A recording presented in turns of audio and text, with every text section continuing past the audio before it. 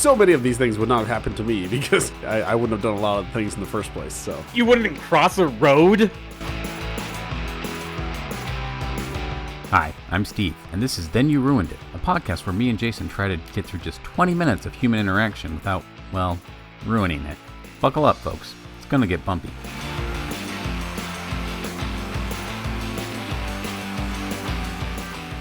All right, Jason. Are you ready to go on a journey together? always. Can I get a snack first? Yes, but try to make sure it's something savory. This isn't a story that pairs well with sweet stuff. Okay. So like some jerky or popcorn would be great. I was going to choose pepperoni combos. Nice. All right. Always my go-to. All right, hang on. I have to rip open my bag. No. I wish I had a bag of fruit so I could do some Foley work. I fully suspected you to turn around and pull out some pepperoni combos. I do actually.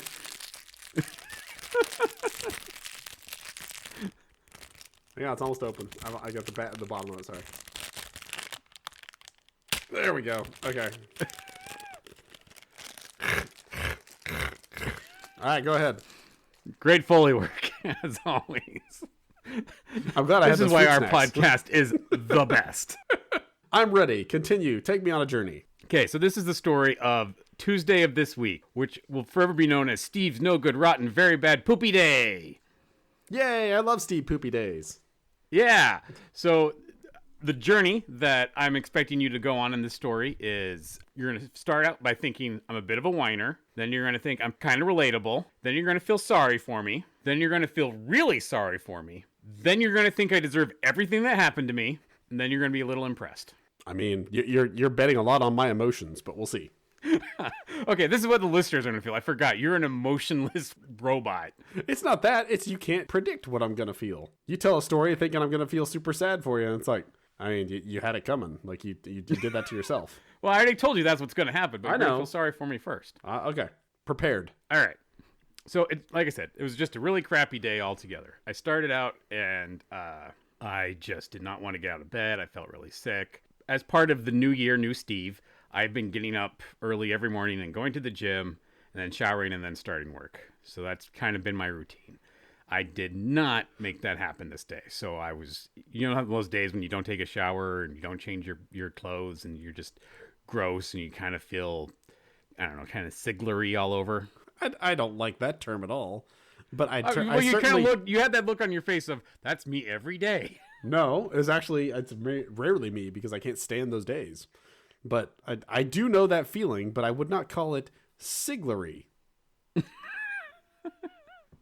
Well, continue with your very bad day, asshole. Okay, so I finally get downstairs, start working, going through the day, just regular work crap all day. And second part of New Year, New Steve, I have a salad every day for lunch. A big salad in these big, huge ramen bowls that we got. So I put all my stuff in my salad, I pick it up to go eat it, and the act of lifting a heavy bowl of salad caused me to throw my back out. And I almost fall on the ground in instant pain. It's extremely appropriate for a salad to do you in. I know. And I'm like, never once has a burger done this to me. And the burger's like sitting over on somebody else's plate. And I never would, Steve. Enjoy those leafy greens, my friend. As he's devoured by a coworker or something. So I spend the rest of the workday just in absolute agony. I cannot move. It hurts. Everything is just... Because, when you throw your back out, everything hurts. But I soldier on. I get through, make dinner for my family. And then it's time to go and take my son to baseball. My son does baseball practice. It's about a half-hour drive away. And the practice is 2 hours. So I could drive him there, drop him off, drive home, do something for 20 minutes, drive back, and pick him up, and then drive home. That's what my wife always tells me to do. I'm like, that's dumb. I don't want to be dumb, wife. So I take my laptop, and I sit in the parking lot, and I make videos, or I play a game, or whatever. I just have a little Steve time. But it was very, very cold that day. So I turned the heater on just to get a little hot air and turned it back off. Well, as my son comes out, I turned the key to start the car, and apparently I got too much heat in. The car is dead. and the facility is closing, so everyone is leaving. They're the last team in there. So I start flagging down people like, hey, does anyone have jumper cables? Does anyone have jumper cables? First person doesn't, second person doesn't, third person's like, I don't have jumper cables, but I do have one of those jump packs. Let's use that. I'm like, awesome. That sounds fantastic. So he goes and gets that, and I get my car ready, and then a couple friends from the team are like, hey, Steve, do you need a jump? I'm like, I think we got it. You're good to go. And they're like, okay, awesome. Meanwhile, it has started to freezing rain on us. Not heavy, but a light freezing rain, which is just enough to be poopy. So he gets the thing, and I don't know what, but my car just drained his battery jumper really quick, and he didn't have enough power to do it. It didn't work. And he's like, oh man, I'm really sorry. I'm like, that's all right. Thanks for trying. I'm gonna go see if I can find some jumper cables. There's a couple of gas stations just up the road. I'll go see what I can find. I'll just flag somebody down. You guys live way the crap away from here. You better get home. I'll take care of this. And my son's like, is this a problem? I'm like, this is a problem, but it is a solvable one. I'm going to walk to the Chevron over there, and they will have jumper cables. I will probably have to buy another set of jumper cables and then bother a stranger who happens to drive by. So I go to the Chevron and ask the dude, hey, do you guys have jumper cables? Like, with all the cold weather and stuff, people keep warming up their cars and running out their battery, and I'm all sold out of jumper cables. I'm like, oh, yeah, that's a dumb thing to do. I can't believe those noobs. I wore out my set jumping so many people because I'm so prepared for everything. So he's like, well, there's a 7-Eleven across the street. That's probably your best bet. I'm like, yep, that's probably my best bet. I will go over to 7-Eleven. So I go, and the street in between us is a large, how there's those big stupid highways that go through cities, and they're not really highways, but they're not really streets. Sure, I guess. Yeah, highway is a street, so.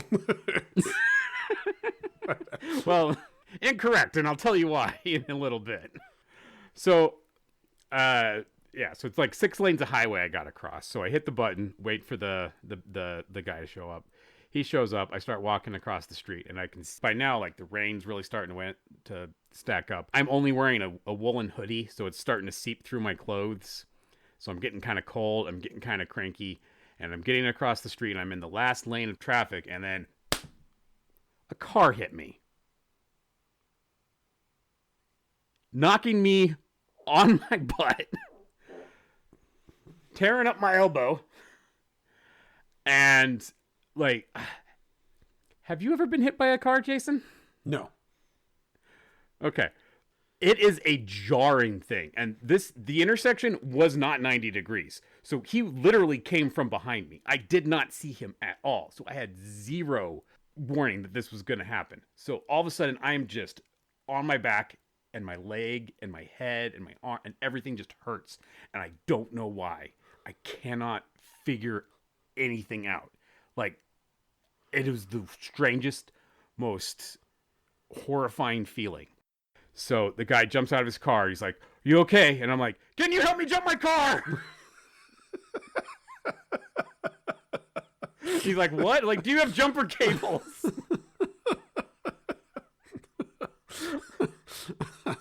Sorry. I just love the idea of somebody hitting somebody and them jumping up and just asking a favor immediately. Well, what else? No, because like this was a dude who owed me. Like, I don't care how big of a hurry you are in. If you hit a dude with your car and he asks you for a jump, you're obligated. Right? I have him right where I want him. I mean, yeah, it's just funny. Just, oh my goodness, are you okay? I need to get strawberries and baked beans from the store. It's very Doc Brown. It's like the person's going to be very, very taken aback and also confused and also, like you said, obligated. You've just given this person an adventure. Well, it was an adventure. And he's like, no, but I can drive you somewhere. He's like, okay, I need to check that 7-Eleven for jumper cables. Will you drive me there? My leg hurts a lot. I was walking there. Where you hit it with a car. Remember that? So he drives me there. They don't have any. And I'm like, I don't know what to do. I'm a little concerned now. And like, by now, like the adrenaline is starting to wear off and my leg hurts a lot. Like a whole lot. And he's like, okay, well, there's a corner store just around the corner here. I'll take you there. I'm like, awesome. Sounds good. And he starts driving. And he just kept driving and like got on the interstate. And I'm like, where are we going and where are you? He's like, and I have like these visions of like, I don't have insurance. I can't do anything. I got to take this guy out into the woods and kill him. And just make this problem go away. But then we found a corner store just like the next exit up, and I was able to buy jumper cables, and he gave me a jump. And my thought would have been, wait, my son's back there. Please don't leave my son. I made it very clear, like, there's a person who will miss me, and call the cop. My son's back there. I texted my wife and told her what happened. I don't think he's going to disappear you, but... I didn't know if I had a concussion. I didn't know if that was a reasonable thought or just paranoia. So many of these things would not have happened to me because I would not... I wouldn't have done a lot of things in the first place, so You wouldn't cross a road? When you said, like, this is a solvable problem, I'm like, nope, wrong. This is where I panic and me and my daughter just cry until somebody takes pity on us. Everyone had left. Oh, and my wife's car was in the shop, of course, so I couldn't call her because we have a pair of jumper cables. Like, if it had been any other day, if we hadn't just that afternoon dropped my wife's car off at the shop, I would have said, like, hey, wife, grab those jumper cables, come get us. But nope, not an option. So, do you feel sorry for me yet? I mean, yes, but I'm guessing you're going to say that you're walking the wrong way and it was your fault that you got hit, so. No, that was all 100% on him. Here's the thing. As we were driving to practice that day, I was stopped at an intersection, and there was a whole flock of runners in those neon flashing light suits that make you safe at night, and I'm like, what a bunch of dorks. And God's just looking down, just like, and taking notes. All right. Later is going to be very interesting for you. So now I want a lot of those clothes. That's all I want for Christmas this year. I am going to be seen every time I cross a road. So have you been medically checked yet? Yeah, yes. Eventually got the car running, got home. Driving home with a leg that has just been hit by an SUV is a nightmare. It's literally the second most pain I've ever been in my life, only trumped by that time a jerk doctor had me jump. And so we're driving home, absolute misery. I get home, my wife takes care of me, she gets me in bed. I take a ton of ibuprofen, and so I take a ton of ibuprofen, and I'm laying in bed, and my wife's like, what do you want to do? It's like, I don't want to do anything. I'm just going to lay here and watch stand-up comedy till I fall asleep. And she's like, okay. And then a minute later, she's like, I think you deserve a night like this. I deserve a night where I get hit by a car? You need to rest like you've been hit by a car. I always say that to the kids. Teddy needs a good night's rest like he was slammed from behind by a black SUV. I'm always saying that about my husband. So you said you're concerned about concussion, and rightfully so. So you should not have gone to sleep until you are checked out. Oh, so by the time I jumped the car, my head had totally cleared. I checked my pupils. I was fine. I didn't hit my head. It was more just like the shock of everything I was in shock and had a lot of adrenaline fogging up my head. See, I would ask the person, I was like, I know you're not going to tell me because you're the one that hit me and you don't want to get yourself in trouble, but did you see what happened to me? Did I go airborne? Did I look cool? Did I do at least a full flip? Did I go up and over the dashboard, up and over the hood, in the movies?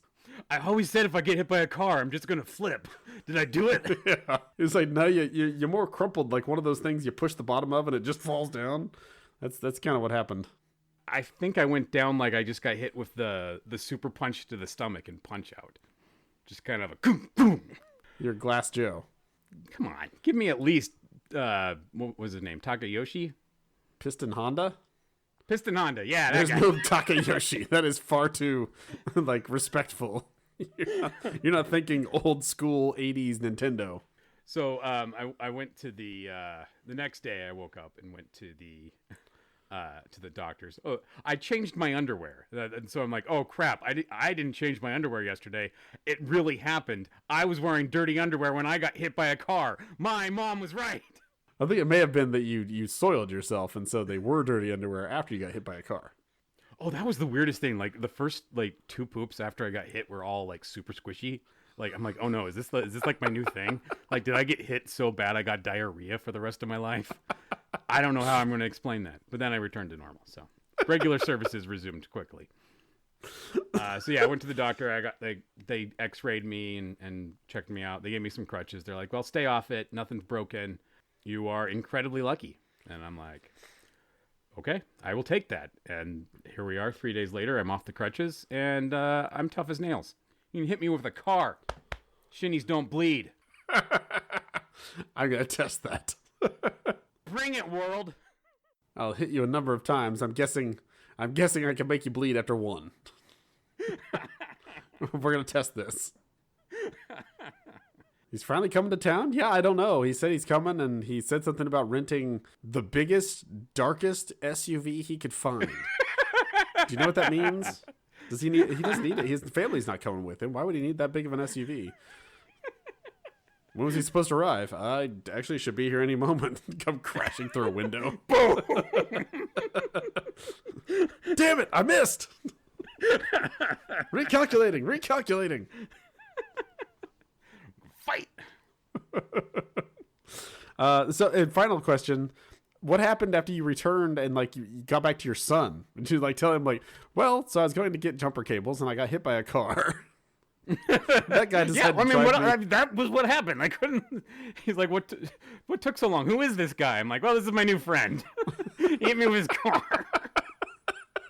He did what? It's not like, oh, well, this is a guy that I met. This is what's your name? Oh yeah, this is Isaac, and he's a nice guy, so he drove me to get the jumper cables. Oh, by the way, he hit me with his car.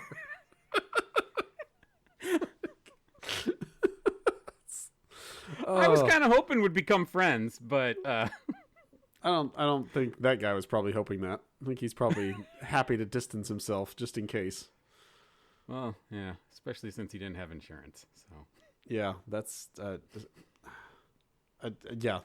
so many things have like ended here where I'm like, this is not end here. Like you have to get comeuppance on that guy. You have to get like, you're just due. Like, but I suppose if you made fun of the people wearing things that you should have been wearing and possibly wouldn't have been hit, I guess that is your God looking down, just checking the box and there we go. And that one takes care of that one.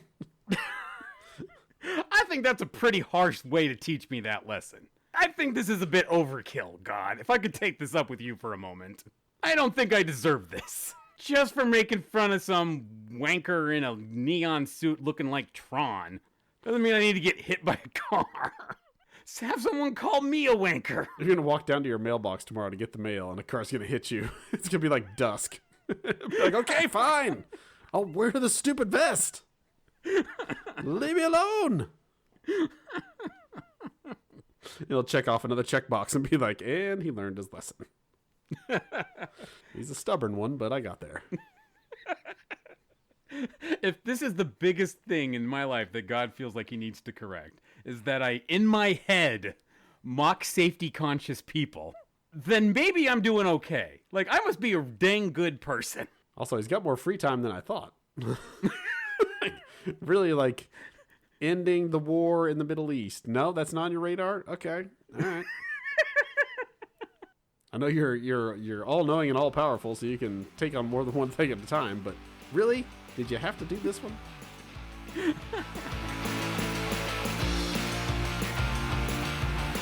Thank you for sticking with us for another episode of Then You Ruined It. You can find more of our nonsense on Twitter. I am at Idahobo, and Jason is at the Jason Sigler. We also do a webcomics review podcast called Digital Strips. Find us wherever you get your podcasts.